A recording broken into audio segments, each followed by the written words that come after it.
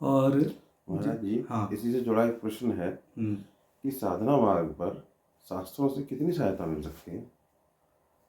देखिए, ऐसा है, साधना मार्ग पर सबसे ज़्यादा श्रेष्ठ तो यही है, सबसे ज़्यादा क्या, एकमात्र श्रेष्ठ यही विधि है कि गुरुमुख हुआ जाए। जी। गुरु से दीक्षा लेकर के और गुरु के द्वारा बताए गए क्रम को जो है साधक फॉलो करे और अपनी साधना करे। जहाँ तक बात है साधना में शास्त्र कितना सहायक हो सकता है, तो जैसा अभी हमने बोला, सिद्धांत की जानकारी तो शास्त्र अच्छी देता है, लेकिन साधना मार्ग पर गुरु मुख से ही सुन करके आगे चलना चाहिए। शास्त्र की महत्ता हम इतनी ही कहेंगे कि वह सिद्धांत का विमोचन अच्छा करेगा, आपको एक रूपरेखा वो प्रदान कर देगा, परंतु करना आपको ही पड़ेगा। जी। साधना मार्ग ऐसा तो है नहीं कि आपने शास्त्र पढ़ लिया तो आप सिद्ध हो गए, बिल्कुल सही। ऐसा है भाई? आप खुद सोचिए, एक साधारण एक लौकिक जीवन में आप उदाहरण देखिए, आपने गाड़ी चलानी सीखी है, जी। यदि आप ड्राइविंग स्कूल में जाएं और वो आपको सिर्फ थ्योरेटिकल पार्ट बता दें, ऐसे क्लच ब्रेक गियर जो भी ये होता है, तो क्या आपको गाड़ी चलानी आ जाएगी? नहीं। या आप किसी ऐसी पुस्तक में पढ़ लें गाड़ी कैसे चलाई जाती है तो आपको गाड़ी चलानी आ जाएगी? नहीं आएगी। तो गाड़ी चलाने में जो सिद्ध हस्त है, साधक तभी, वो व्यक्ति तभी होगा जब वह उसका प्रयोग करेगा, गाड़ी में बैठ करके सारी विधि को अपने हाथ से करेगा, सीखेगा, तो वो सिद्ध हो जाएगा। सिद्ध माने उसको उस विषय पर अधिकार हो जाएगा, उसको गाड़ी चलाने अच्छे से आ जाएगी जी। तो इस दृष्टि से समझना चाहिए। तो शास्त्र की महत्ता यही है कि वह आपको एक दिशा दे देगा। और तंत्र में एक विशेष बात और है कि जो गोपनीय बातें होती हैं वो एक स्थल पर नहीं कही जाती जी। आप तांत्रिक ग्रंथ उठा करके देखिए, उसमें एक ही स्थान पर सारी चीज़ें क्रमशः नहीं बताई गई होती, कुछ कहीं होगा, कुछ कहीं होगा, कुछ कहीं होगा। किसी ग्रंथ में मान लीजिए 10 पटल हैं, तो एक ही विधि को थोड़ी सी वो एक पटल में बता देंगे, उससे आगे की कुछ चीज़ें वो तीसरे पटल में बताएंगे, फिर कुछ चीज़ें आगे वो 9वें पटल में बताएंगे, ठीक है। या किसी किसी ग्रंथ में ऐसा भी है कि मात्र संकेत करके छोड़ देते हैं कि ऐसा करना चाहिए, उसको खोलते ही नहीं विधि को। तो इसका एकमात्र प्रयोजन यही है ऐसा करने का कि गुरु के प्रति भक्ति भाव से साधक जुड़ा रहे। और गोपनीय चीज़ों का अर्थ ही ये है कि सर्वत्र उनका प्रकाशन ना किया जाए, एक ही स्थान पर उन्हें नहीं बताया जाता। तो तंत्र ग्रंथों की एक विशेषता समझ लीजिए या शैली समझ लीजिए कि वहाँ पर साधना परक सारी चीज़ों का विमोचन एक स्थान पर नहीं किया गया है। सिद्धांत भी अगर आप शाक्त साधना में देखें तो शाक्त दर्शन जो है, माने जो फिलॉसफी है इसकी, उसका भी विमोचन पूरा का पूरा एक स्थान पर किसी शास्त्र में नहीं है।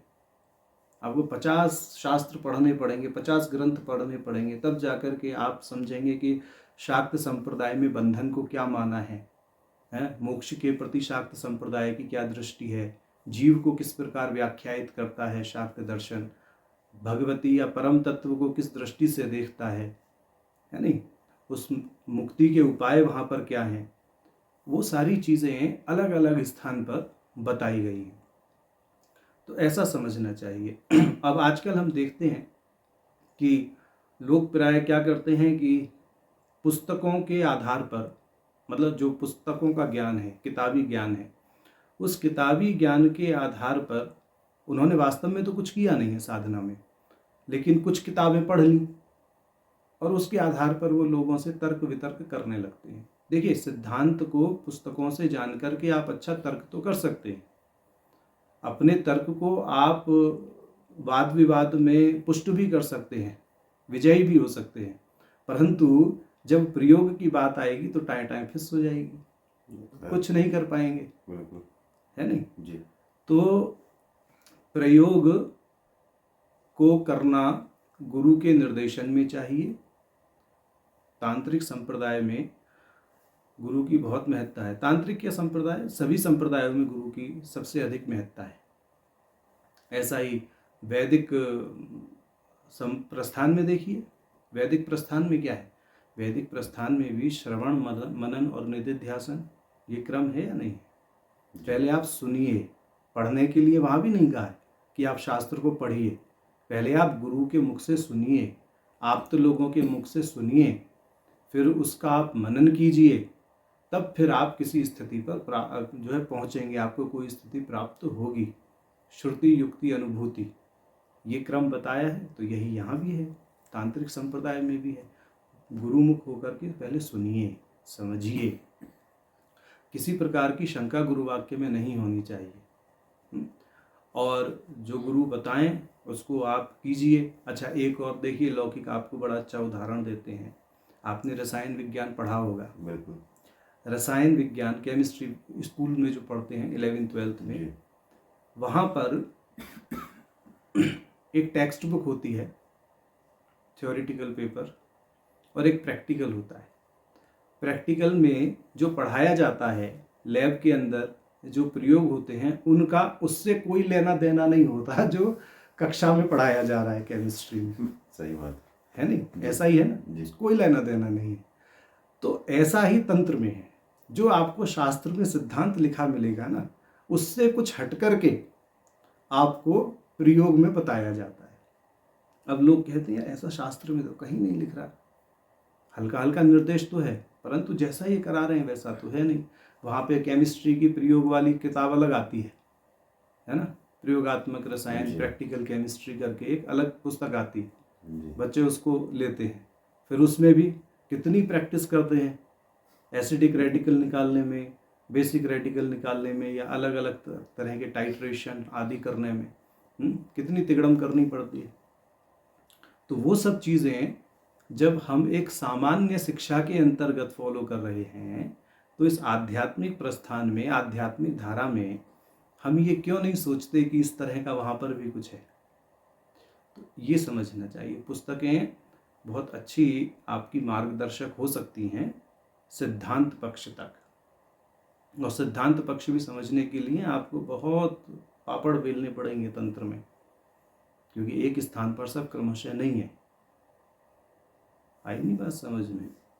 अब संगीत को ले लीजिए आप, संगीत की पुस्तकों में कोई राग, मान लीजिए कल्याण राग है, यमन राग है कोई, तो उसका ठाठ लिख दिया, उसका आरोह अवरोह लिख दिया, उसकी पकड़ लिख दी।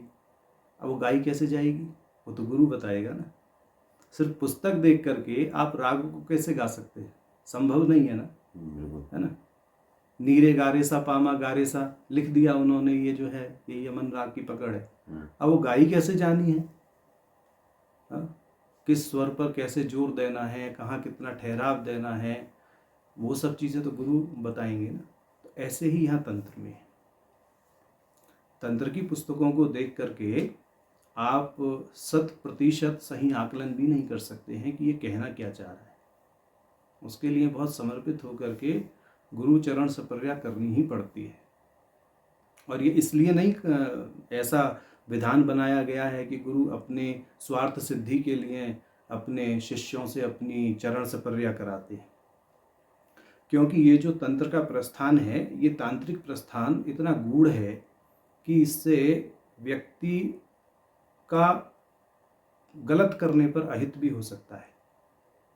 अगर किताबों से पढ़ करके कुछ उल्टा सीधा कर लिया तो अपना अहित भी कर सकता है। तो अपने मार्गदर्शन में गुरु इसलिए कराते हैं। पुस्तकों में यदि ऋषि मुनि ऐसे ही लिखा छोड़ देते सब कुछ खोल करके, तो न जाने कितने लोग खुद ही अपना अहित कर लेते, अपनी हानि कर लेते, क्योंकि बड़ी गोपनीय चीज़ें हैं। और शाक्त दर्शन में आप देखें एक महत्वपूर्ण चीज़ है कुंडलिनी, शाक्त योग। पातंजल योग में इस कुंडलिनी पर प्राय कोई विशेष विचार नहीं किया गया है ना। पातंजल योग सूत्र देखें तो चर्चा मात्र भी नहीं है, परंतु आजकल जो लोग तथाकथित योगी अपने आप को बोलते हैं, वह इस कुंडलिनी को पातंजल योग से जोड़ करके देखते हैं।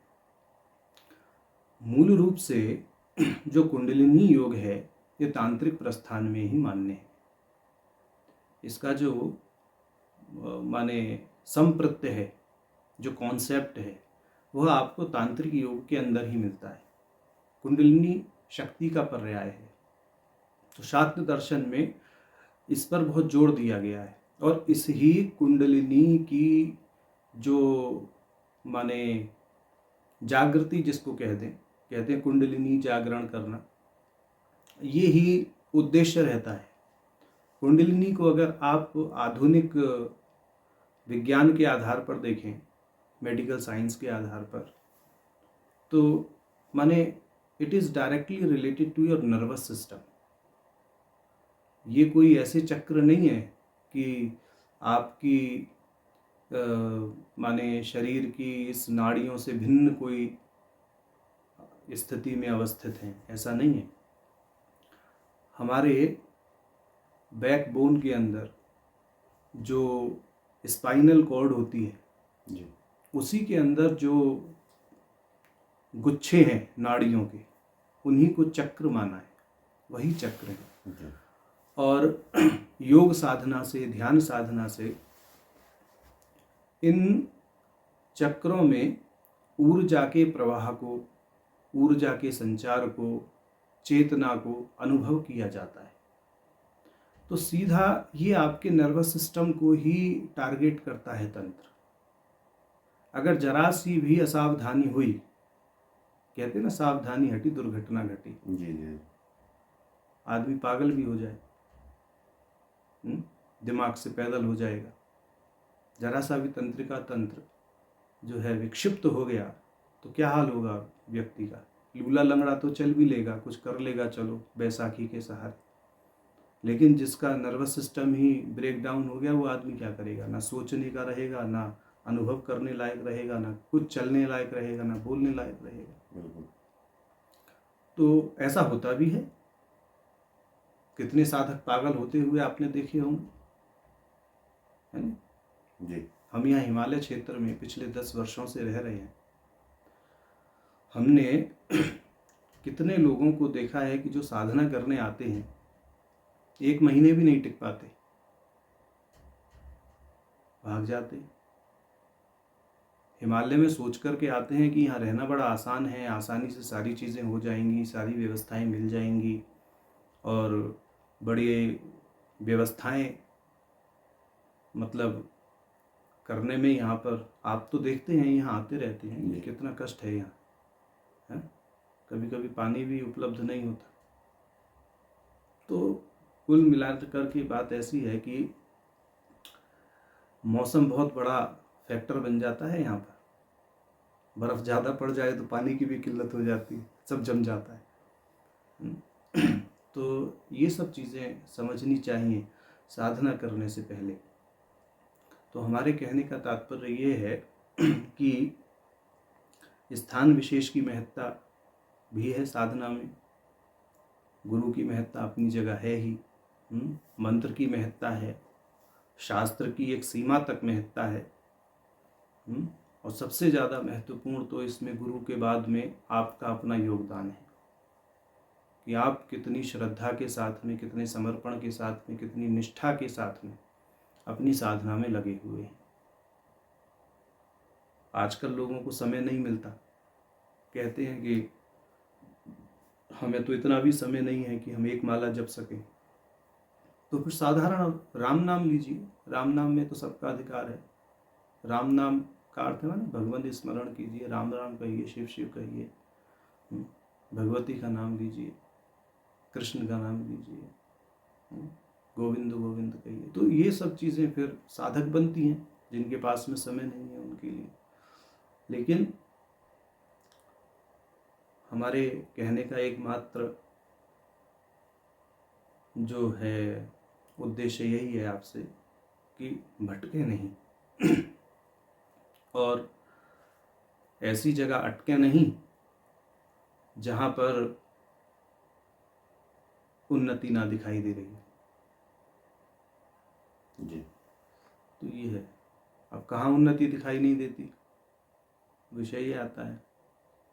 तो उन्नति वहाँ दिखाई नहीं देती जहाँ हमारा प्रयास उस दृष्टि से ना हो रहा हो जिस स्थल पर जैसा प्रयास अपेक्षित हो। तब उन्नति नहीं होती है साधना में। तो जब आपको लगे कि हम कुछ कर रहे हैं, हमें कुछ उन्नति दिखाई नहीं दे रही, तो तत्काल गुरु से संपर्क करें। तो पूछें कि भाई ऐसा क्यों हो रहा है, क्या है। यहाँ पर गुरु भी सिद्ध होने चाहिए ना। सिद्ध का अर्थ है कि उनको अपने विषय का पूर्ण मर्म पता होना चाहिए, तब वो आपको मार्गदर्शन करेंगे। विद्यालयों में पढ़ने जाते हैं तो वहाँ किसी योग्य गुरु को भी तो देखा जाता है ना। जी। हम विद्यालयों में देखते हैं भाई वो स्कूल्स अच्छे हैं, वहाँ के टीचर्स अच्छे हैं। टीचर्स अच्छे हैं माने योग्य लोग हैं जी। जब एक साधारण अपने शिक्षा के लिए हम इतना सब कुछ देखते हैं कि भाई विद्यालय अच्छा होना चाहिए, वहाँ के टीचर्स अच्छे होने चाहिए, ठीक है, वहाँ का एनवायरनमेंट अच्छा होना चाहिए, तो उसी दृष्टि से ये समझना चाहिए कि ये तो आपके परम पुरुषार्थ की प्राप्ति का मार्ग है। बिल्कुल। यहाँ पर एरा गहरा नत्थु खेरा के पीछे लगने की आवश्यकता नहीं है। यहाँ पर भी जो है खूब सोच समझ करके परंपरा का चयन करके, जो विशुद्ध परंपरा है, जो पुरानी परंपराएं हैं, उन परंपराओं से जुड़े हुए गुरु लोगों की ही शरण में जाना चाहिए।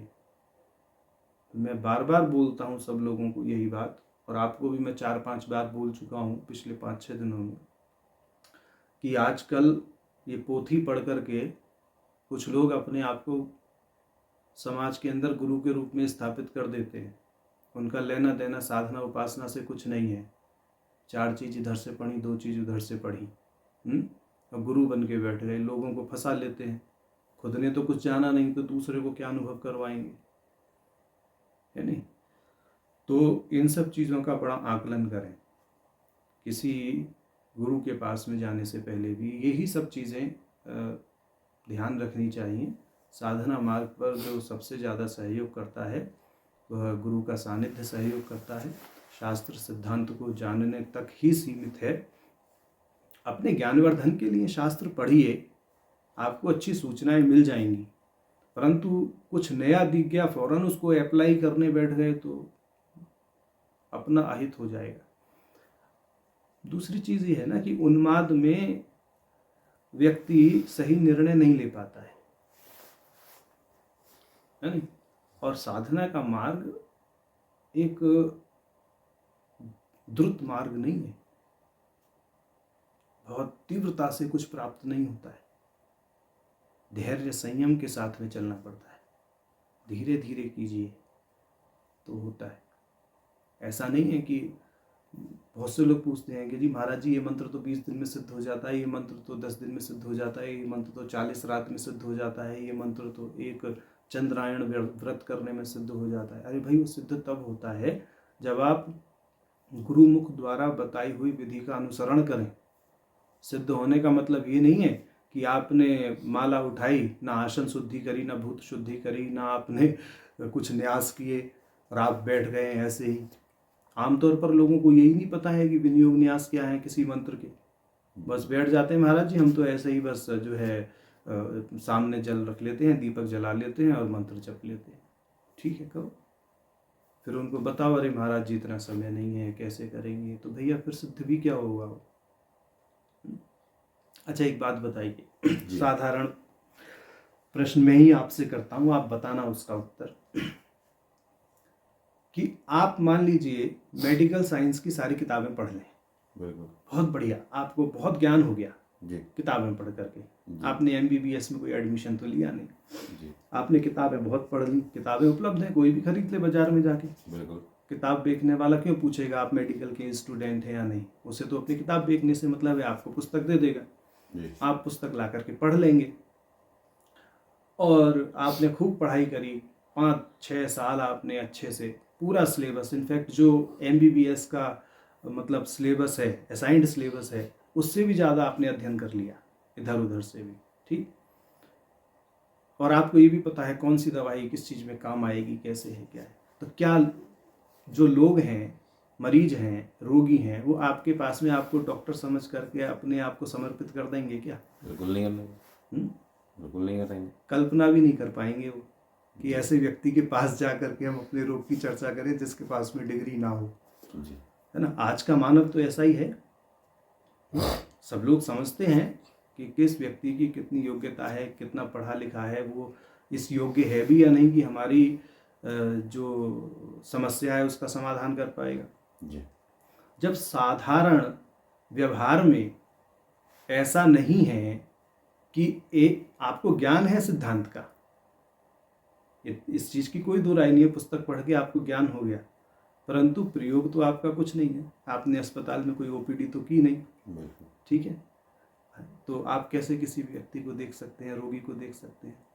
तो ऐसे ही इस तांत्रिक धारा में भी है, तांत्रिक क्या संपूर्ण आध्यात्मिक धारा में ऐसा ही है। जी। जिन लोगों ने विधिवत परंपरा के अंतर्गत अध्ययन किया है, परंपरागत शैली से साधनाएं की हैं, उन लोगों के पास में जाकर के आप साधना विषयक और दर्शन विषयक समस्याओं का समाधान ढूंढें।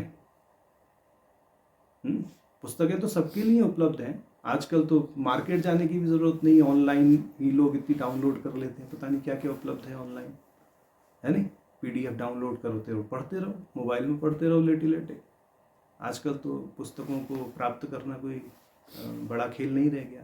पहले कभी होता था कि पुस्तकों को लेने के लिए दुकानों के चक्कर लगाने पड़ते थे, लेकिन अब तो वो भी नहीं है। तो पुस्तकें आपका सिद्धांत साध देंगी, अच्छा आपको जानकार बना देंगी। हम ज्ञानी शब्द का प्रयोग तो नहीं करेंगे, आपको अच्छा जानकार बना देंगी। आप लोगों को प्रभावित भी कर लेंगे अपने ज्ञान से कि देखो जी उस शास्त्र में ऐसा कहा है, उस शास्त्र में ऐसा कहा है, ये है वो है। परंतु प्रयोगात्मक पक्ष में कोई आपको सिद्धि प्राप्त नहीं होगी। सिद्धि का मतलब है आप कोई मर्म भेदी तथ्य प्राप्त नहीं कर पाएंगे, अनुभव नहीं कर पाएंगे। अनुभव तभी होगा जब आप अपने आसन की सिद्धि करके, आसन की सिद्धि मतलब कम से कम 3-4 घंटे आसन पर बैठना, मंत्र जप करना, उसके बाद में जो भूत शुद्धि के बाद में अंतर्याग आदि होते हैं, जो विधिवत ध्यान किया जाता है साधना में। ध्यान ऐसे ही नहीं होता, ध्यान ये कोई आजकल तो ध्यान का भी व्यापार चल रहा है, प्रोफेशनलिज्म है, लेकिन ध्यान करने की 3 अवस्थाएं हैं। देखिए, सबसे पहले जो ध्यान होता है सगुण ध्यान होता है। किसी वस्तु पर आँख खोल करके भी करते हैं त्राटक के समान, या आँख बंद करके कि किसी बिंदु आदि का स्मरण करते हुए, या किसी भगवान के चित्र का स्मरण करते हुए, या उनके स्वरूप का स्मरण करते हुए उस अपने ध्यान को एकाग्रचित करते हैं। दूसरा विधान है नाद पर ध्यान को केंद्रित करना, चित्र के बाद में नाद पर केंद्रित करना, ठीक है। और फिर उससे ऊपर की स्थिति आती है कि बिल्कुल मन में किसी विचार को ना आने देना। ये प्रयास से होता है, यहाँ प्रारंभ में प्रयास करना पड़ता है। मन में विचार आते हैं, मन का स्वभाव ही है, मन की अगर परिभाषा देखें तो वह विचारों का पुंज मात्र है। तो आप ये अगर कल्पना करें कि मन में विचार ही ना आए तो वो मन ही नहीं कहलाएगा, तो हर तरफ भागता है, हर तरफ भागता है। तो प्रयास करके उसको रोकना पड़ता है। साधना में ऐसा नहीं है कि हम लोग ध्यान करने बैठते हैं तो ऐसा थोड़ी नहीं है कि हमारा मन में कोई हमने ताला लगा दिया और वो अब भागेगा नहीं कहीं, ऐसा नहीं है, भागेगा। हमें उसको प्रयास पूर्वक रोकना है। और अच्छे ध्यान के लिए तरीका यही है, आप एक क्षण के लिए आंख बंद करके बैठिए, अभी बैठिए, और इस तरह का अनुभव कीजिए कि कोई विचार नहीं आ रहा है। आसपास कोई अगर नाद है उस पर ही केंद्रित कर लीजिए। अगर नाद पर भी केंद्रित नहीं करना है तो आंख बंद करके ही शांभवी मुद्रा लगा लीजिए, दोनों नेत्रों को आज्ञा चक्र की तरफ कर लीजिए।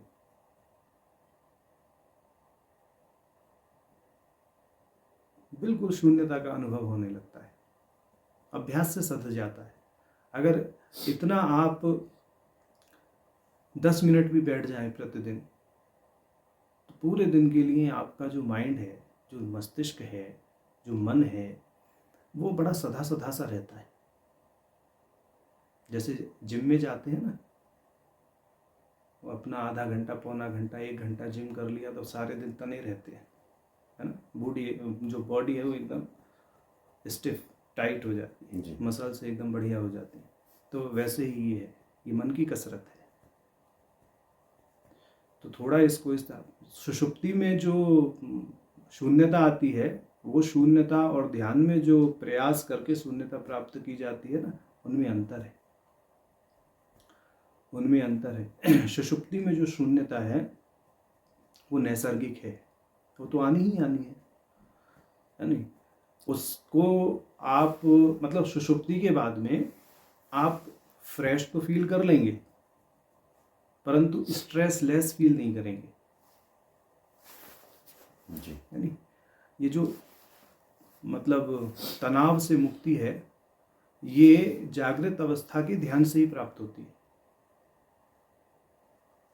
और जो रिलैक्स है वो आपको सुषुप्ति के बाद अपने आप मिल जाएगी। उसमें मन भले ही नहीं चलता है, क्या कहते हैं, सुषुप्ति में मन भी विश्राम प्राप्त करता है सुषुप्ति के अंतर्गत, परंतु जागते ही पूरा प्रपंच दोबारा दिमाग में आ जाता है।